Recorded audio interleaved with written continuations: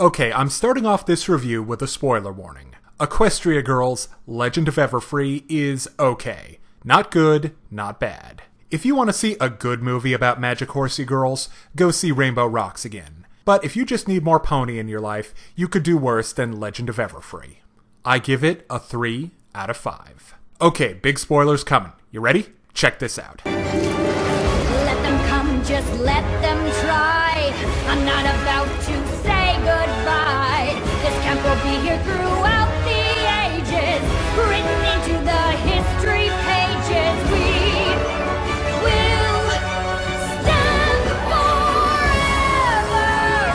forever. The crazy dryad girl and her musical number are the highlight of the movie. But to get there, you need to sit through a boring mystery, 2 boring romances, and a whole subplot about building a dock. The story starts off fairly simple with the gang going to summer camp. But it gets complicated because Twilight is suffering from visions of Midnight Sparkle. And while they're there, the girls are developing new magic superpowers. And the camp seems to be haunted by a strange nature spirit called Camp Everfree. But it turns out that all the strange events happening around camp are caused by camp counselor Gloriosa Daisy, who's been using a magic geode to make camp fun.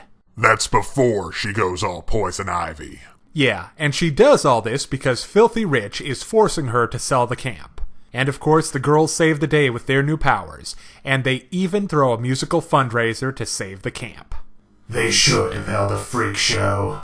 Okay, we have a problem here, and it's a compression problem. Legend of Everfree is 73 minutes long, and even in a 90-minute movie, they would still have had too many subplots. Let's start with the main story. Filthy is trying to buy the camp, and this makes Gloriosa cuckoo for Cocoa Puffs. So Filthy is pretty much just a plot device. Now, can you have a good villain who's basically a plot device? Yeah.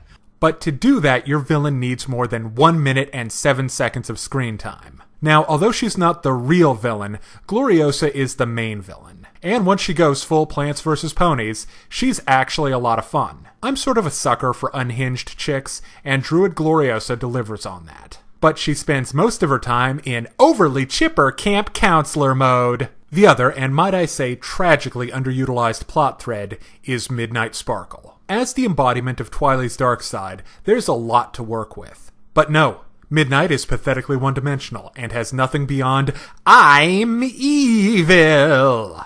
You know, it's not terribly clear if she even exists.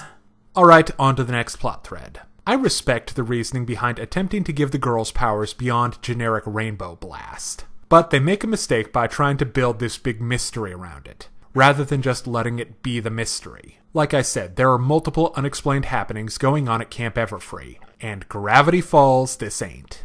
It's all just Gloriosa, but if they would have 86'd the new powers plot, they could have had some compelling mysteries. Alright, now on to the romance. Look, I don't care if Twilight has a boyfriend or not, but you know, if I had to pick a guy for her, I'd go with Flash.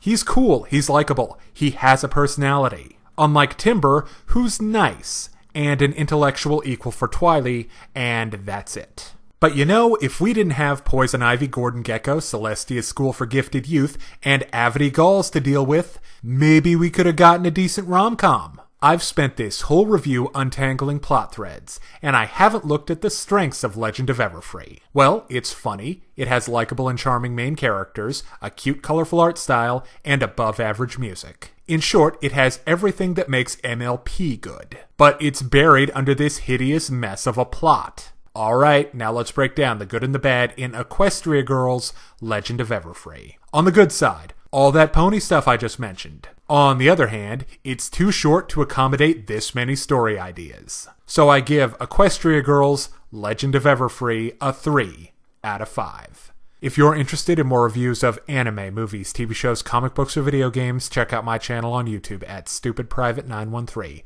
or find my Facebook and Deviantart pages for video updates and more. Thank you for watching. Hey kids, today's show is brought to you by the letter 4 and the number potato!